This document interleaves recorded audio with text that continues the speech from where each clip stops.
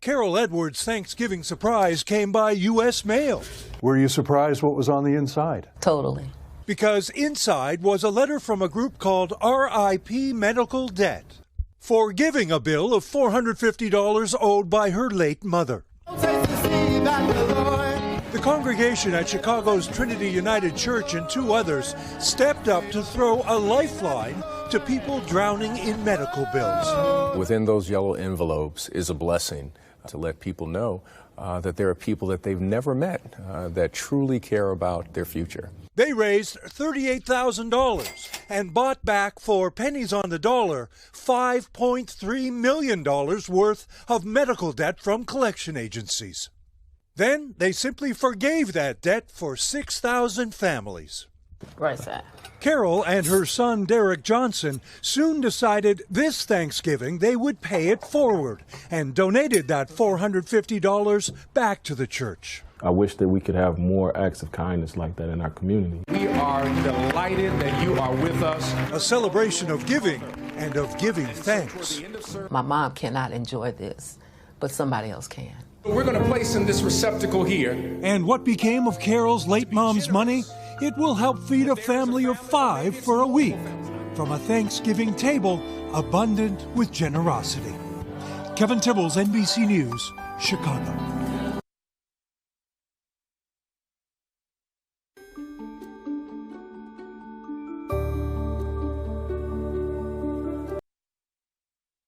For 19-year-old Chase McDonough, tennis has always been his lifeline. When you play tennis and you're just having fun. It carried him through grade school. Well, it means a lot. Tennis got him through.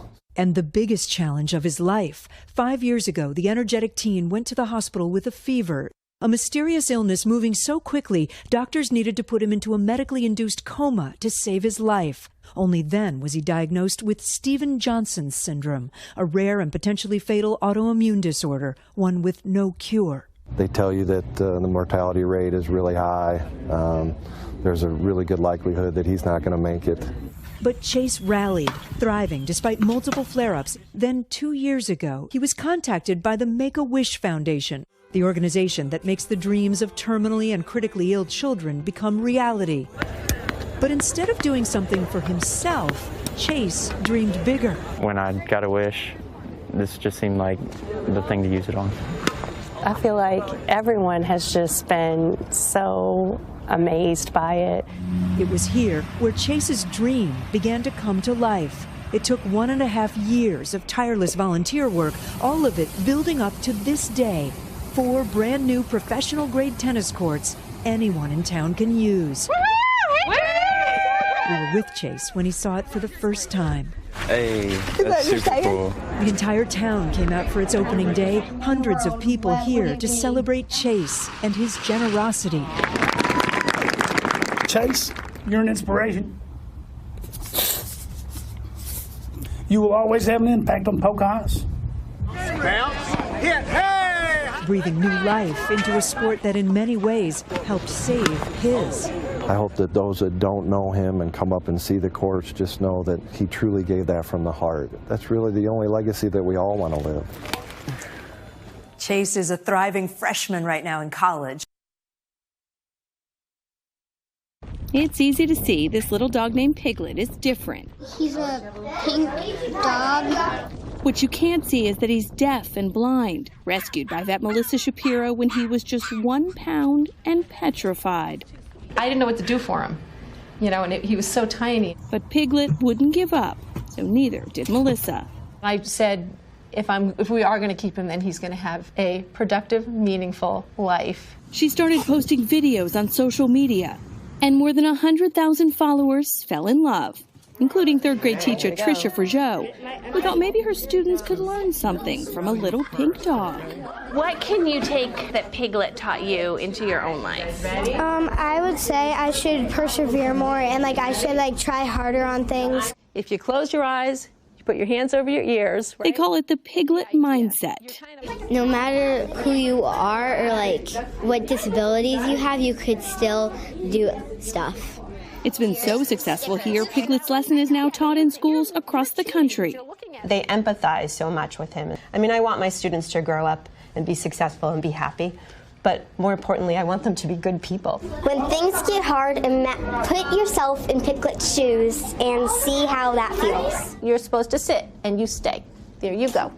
Learning life's biggest lessons, thanks to a little dog.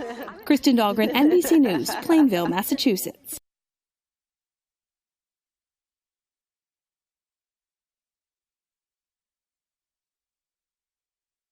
Hurry in to Michael's Last Chance Holiday Haul. Save 50% on Christmas.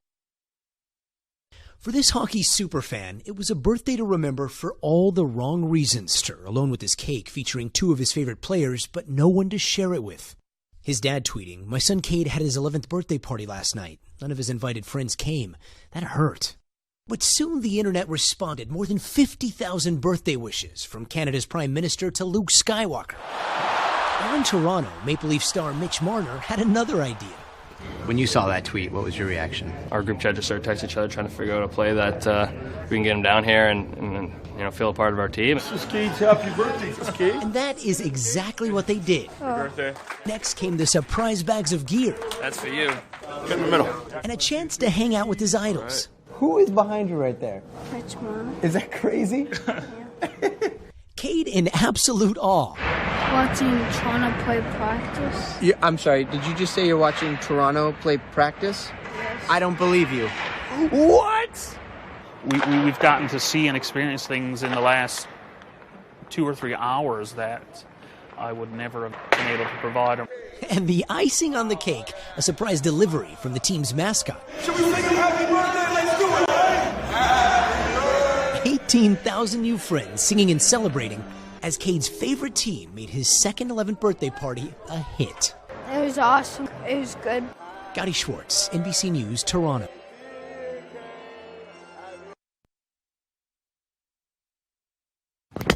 If you talk a big golf game, you better back it up.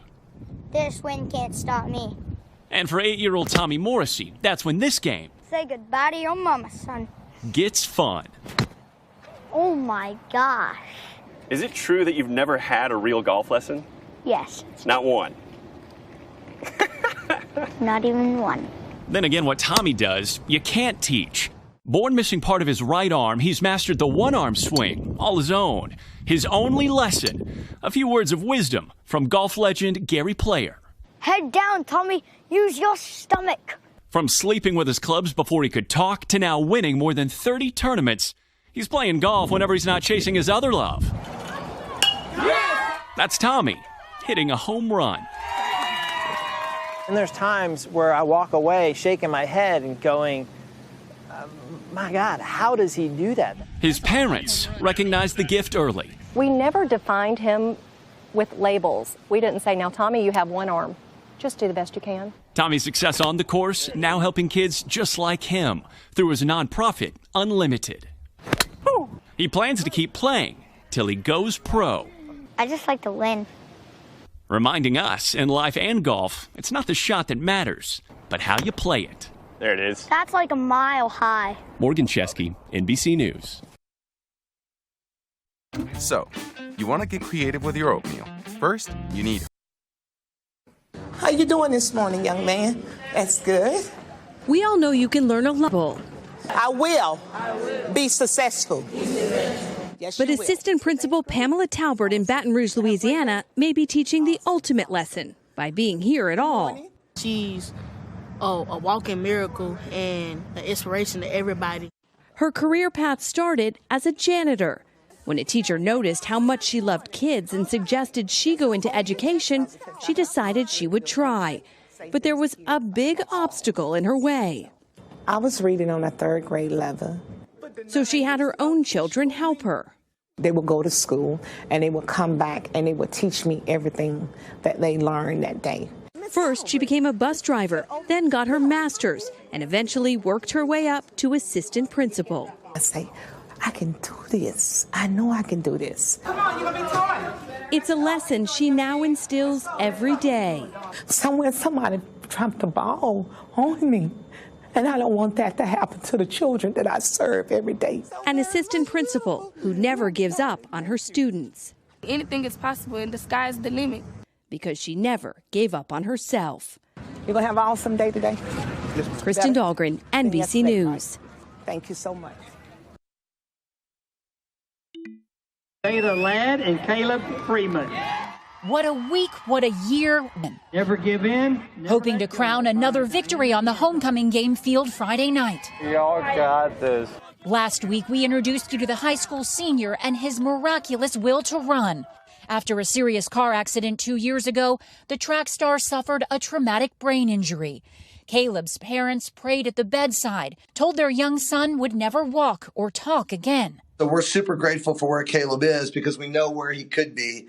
Caleb's recovery defied all his odds, standing, walking, talking. And finally, back to running. Last week, competing with his track team to complete a 5K. You got it. You got this. Caleb found the way to his fatigued feet and crossed the line. On the same field where Caleb taught himself to run again, another win. The king is Mr. Caleb Freeman. This time wearing a suit instead of sneakers. The gracious homecoming king continuing to bravely conquer new ground. Katie Beck, NBC News. It's not for nothing, Jimmy Carter is viewed by many as the best example of a form. He's worked tirelessly to end disease in Africa. He's traveled the world promoting and defending democracy. And then, of course, there is Habitat for Humanity, where he's volunteered for decades, not just as a spokesperson, but as a hammer and saw swinging man of the people. So when Carter took a hard fall, no one would have blamed him for skipping his turn at building another house for the needy. They took 14 stitches in my forehead, and my eye's black, as you notice. But I had a #1 priority, and that was to come to Nashville to build houses. And he did indeed go back to work, as he and Rosalind have done now 36 times in 14 different countries, helping to build or renovate more than 4,000 homes. Among those who have held the highest office in the land, perhaps he among them truly is the public's servant. Harry Smith, NBC News.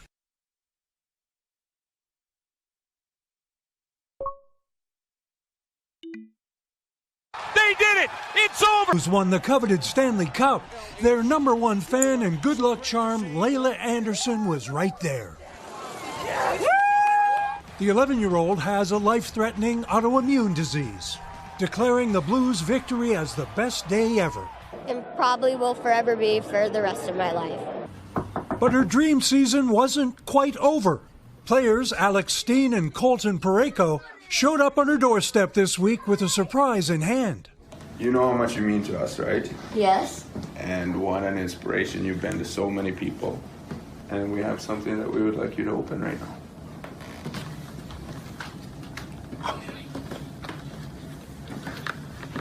Pretty cool, huh? I feel like I shouldn't be touching this one. An authentic championship ring, just like the players get, with her name inscribed, encrusted with diamonds and sapphires. That poor guy who's going to propose to you one day, huh? For one young fan and the winning team she inspired, it's a perfect fit. Kevin Tibbles, NBC News.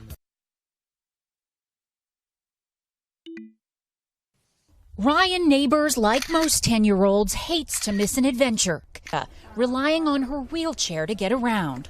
So when the 4th grader at Tully Elementary near Louisville found out her class would be hiking in a state park last week, her mom, Shelley King, worried Ryan would have to stay behind. I was like, oh my gosh, not again. That was until science teacher Jim Freeman took the weight off Ryan's shoulders and quite literally strapped it onto his, about 50 pounds worth. And I was definitely willing to give it a shot. Carrying Ryan over boulders and fossil beds alongside her classmates, thanks to a special backpack and a special person. And he was willing to do it to give her that independence and freedom. It was absolutely melted my heart. His gesture now going viral. I can't believe that this is all over the world. And Facebook responses. You deserve it, sweet girl. Moving mountains. That is one stellar teacher. My heart is so full. A reminder, there's no classroom needed to teach a lesson in kindness. Katie Beck, NBC News. During a college football pregame show, Carson King raised his crudely drawn plea. I just kind of thought as a joke. The 24-year-old Iowa State grad wrote in Sharpie, "Busch Light Supply needs replenished." His grammar, not mine. Adding the handle for his cash-sharing Venmo account. My mom was like, oh, this is going to be a proud mom moment. My son's going to be begging for money for beer on national television. Well, faster than you can say suds, beer money poured in. Had people from Texas, Idaho. A lot of Clemson people donated. I guess they like Busch Light too. After $2,000, Carson decided to donate it, minus the cost of a case of beer, to the University of Iowa Stead Family Children's Hospital right across from the stadium, where during home games, fans waved to the kids. The last count, upwards of $40,000. Busch Beer called it inspiring, tweeting, "We're going to match your donation and throw in some Busch Light." Venmo joined the party, tweeting it too would match donations. One man's quest for a brewski quenches a thirst for giving. Kevin Tibbles, NBC News. It's been 2 days and 6 hours since Sarah Thomas felt land beneath her feet. The ultra-marathon swimmer cold and exhausted, with skin raw from saltwater and jellyfish stings. For 130 miles, hearing the sound of her own strokes, taking nourishment from a support boat. I thought I was going to quit. My husband said, keep going. She kept going and made history. The first woman ever to swim the English Channel 4 times without stopping. The Colorado native recovering in England today with her husband. I am definitely looking forward to a good night's sleep. Her iron endurance was also tested in 2017 when she was diagnosed with stage 2 breast cancer. Open water swimming had been her life. The thought of not being able to do it anymore makes me just cry. Just 1 year after finishing successful treatment, Thomas back in the water to inspire other cancer patients. But you don't have to give up and let it define your entire life. Days before her swim, Sarah posted that no matter what, she knew she'd made it, writing, "Cancer tried to break me. I won." Katie Beck, NBC News. Precious 2-year-old New Yorkers Maxwell and Finnegan, racing for the acting like they hadn't seen each other for years, but it's actually only been 2 days. My friend, you are just adorable. It's the kind of image that pulls you in and glues you to the screen. When Maxwell's dad posted the video on Facebook, it went viral. These two just melt my heart. We need more of this unconditional love. To them, color doesn't matter. Friendship is all about the other stuff they share. Dancing, riding scooters, and childhood. If we paid more attention to the wonder of children, just imagine what we could learn. Rahima Ellis, NBC News, New York. Each step more difficult than the last. 2 veterans, both carrying so much. Jonathan Blank and John Nelson served together in the same Marine platoon in Afghanistan. On a mission in 2010, an explosive blew up beneath Jonathan. I took a few steps and then everything just went white. It was like instant knockout. John rushed to stop the bleeding, saving his life. I wouldn't be around here if it wasn't for him and it wasn't for just the top notch. The whole platoon. You guys, an awesome platoon of warfighters. Yeah. Jonathan ended up losing both his legs. After both left the military, they stayed close. I had to reinvent my whole life. Together this summer, they passed by a mountain near Jonathan's home. I'm like, man, that's my favorite peak in Utah. I've always wanted to go to the top. And he started getting it in his head about, yeah, maybe I'll just take you up there. Finally, he's like, yeah, dude, we're doing it. I'm taking you up that mountain. And John did, carrying his friend on his back for 14 miles. I wanted to get him somewhere awesome, and he had to do it by foot. They didn't stop there, setting their sights on Mount Whitney in California, the tallest peak in the contiguous U.S. A 22-mile hike so challenging they couldn't do it alone, so their friends and fellow vets stepped up. When you leave the military and then you experience what we experienced, you're down because you miss the brotherhood, you miss the camaraderie. You're in such a tight community, and then suddenly you're taken out of that. The summit is 14,000 feet up steep, rocky terrain. Ready? Let's go. The hike expected to take so long, they had to start at 3 a.m. Friday. With each move, they counted on each other's trust, sharing the pain and the weight. There were times of doubt, dehydration, altitude sickness, exhaustion. But 16 hours later, they made it. Yeah. 7 p.m. Just summited. Jonathan, grateful for his teammates. I'm happy that everybody that I have, all of you in my life that made this special, that I could ask you to come here and do this, and then to even see you guys like put out and like push yourselves and like probably do something you didn't even know you could do. Like, love you guys. An epic climb, just one more step on their journey together. What I've learned from hanging out with John is to never complain, to never give up, never quit. He means the world to me. He never quits either, you know, and we're always being it together, and knowing that you've got a boy that'll always be by your side no matter what. That's like the best feeling in the world.